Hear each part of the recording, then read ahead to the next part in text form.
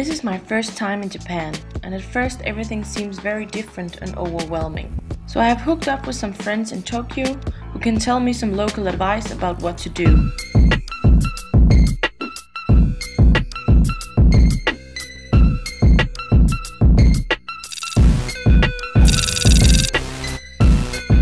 I think you should both experience something old and new. Try and make a mixture between going seeing the old temples and shrines and go see some of the new modern areas like Akihabara or Shibuya. Experience Tokyo because it's You have old temples and shrines. go to the countryside, see another part of Japan. The world. Many think of Japanese food as being mostly sushi. And yes, they have excellent sushi everywhere. But it's also much more than that. And actually not as expensive as people think. You just go to a local restaurant. You can eat for less than 1,000 yen and you will never get bad food.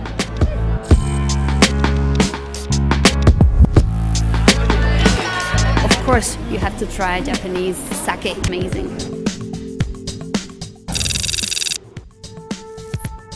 There are several ways to stay on a budget in Japan. You can book a private apartment, which is a fun experience. But be aware that Japanese homes are tiny. Capsule hotels are very cheap if you can handle to have just a bed and nothing else.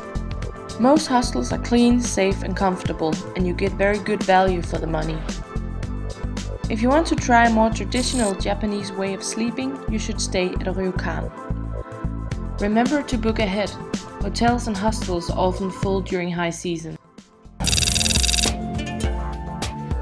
If you're ever invited to someone's home, always remember to take off your shoes. It's really a no-go entering a home with shoes on, even if they're not dirty.